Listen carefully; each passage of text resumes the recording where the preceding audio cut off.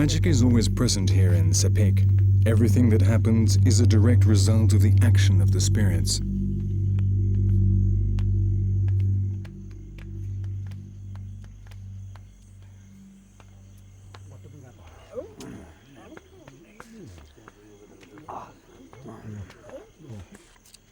When someone believes he has been the victim of a spell, he goes to see the specialists who will get together in the tambaran and invoke the protective spirits. They eat large quantities of betel, a stimulant which helps them go into a trance.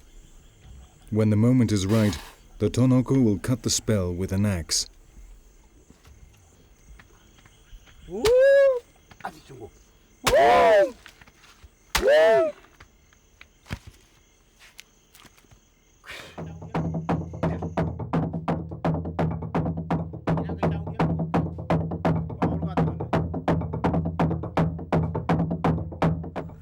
In the village of Timbumeri on the southern shore of Lake Chambri, the Garamut tom-toms sound out announcing the initiation ceremony of the Crocodile men. From dawn, all the men of the village start work preparing the ritual. By the river beside the tambaran, they build a crocodile nest. They remove mud with buckets to make sure the water drums are deep enough and enclose the area with palm leaves and banana leaves. The uninitiated and the women are not allowed to see what happens inside this area.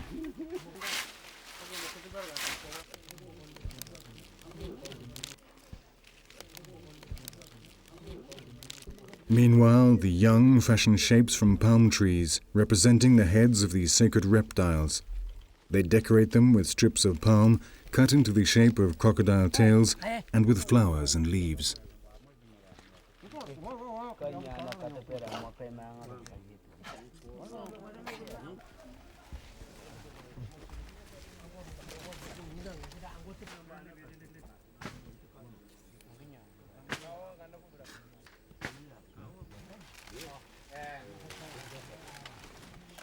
The walls of the enclosure are closely woven. From outside, no one can see what is happening inside the area which represents the heart of the spirit of the king of crocodiles.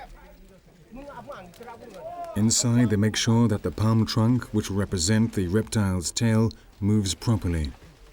When the tambaran has also been hidden behind branches of a palm tree and banana tree, the preparations are complete.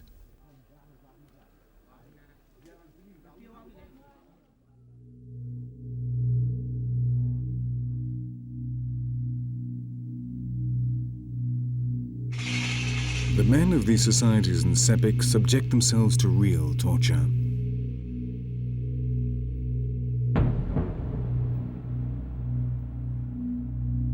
With several hundred cuts, their skin takes on the appearance of that of their reptilian gods.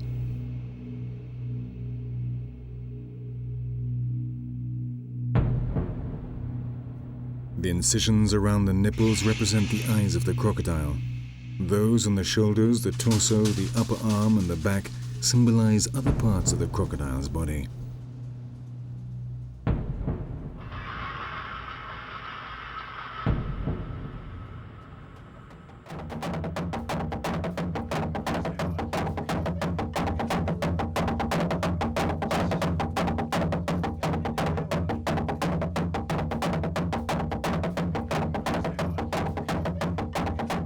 As soon as the sun sets, the enormous garamuts announce the start of the ceremony.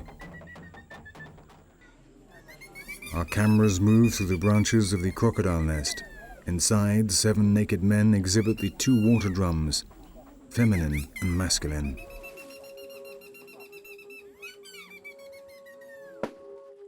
Soon the heart of the king of the crocodiles starts to beat. This sound imitates that of the powerful reptiles.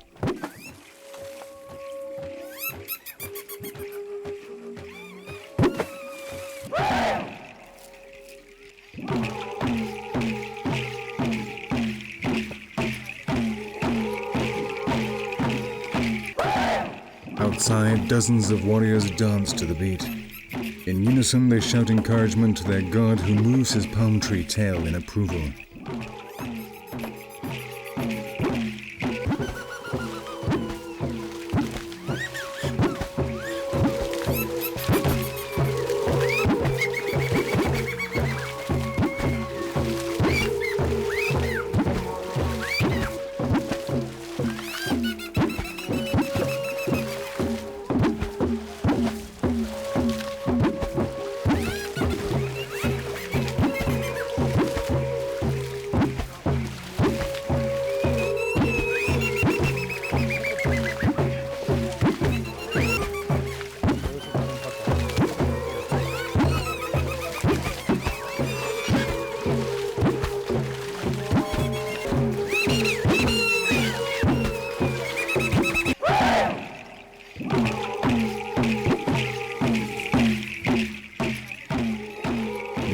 initiated always watch the performance from a distance, moved by the strange sounds they hear. They truly believe these sounds emanate from another world.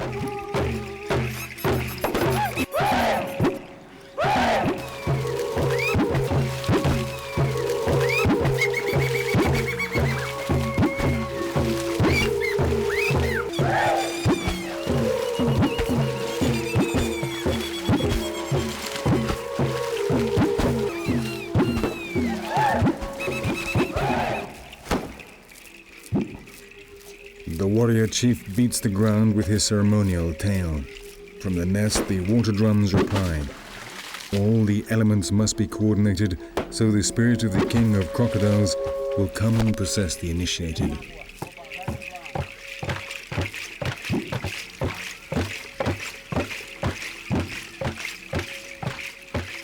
They believe that in the beginning there was only water. The crocodile then created the earth and formed an enormous crack in it. The crocodile then fertilized it and gave rise to all the species of the earth.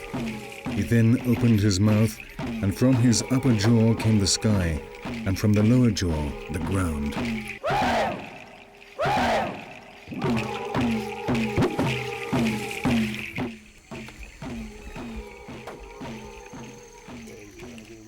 The initiate is led into the tamboran. On this occasion, it is a man who had already been initiated but had lived for many years outside his community. Now, by means of sacrifice, he publicly reaffirms that he belongs here and wishes to rid himself of the outside influences that have contaminated him.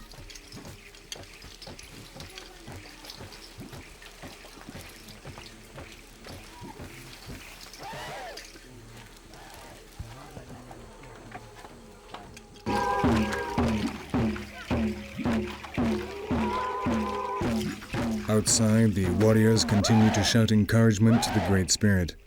Soon, purifying blood will be spilt.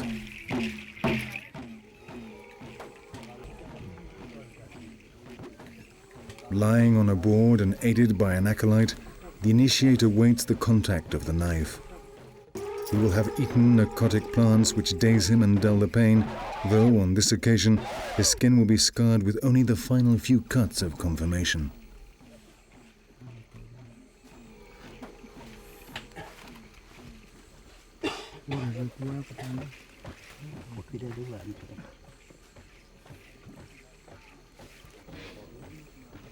The wounds are covered with mud and with guac, a vegetable oil with powerful antiseptic properties.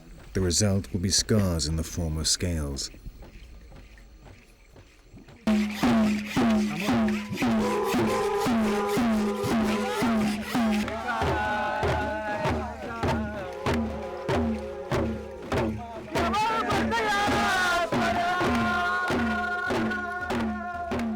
The initiate is led to the nest of the Great Spirit. He is now a crocodile man.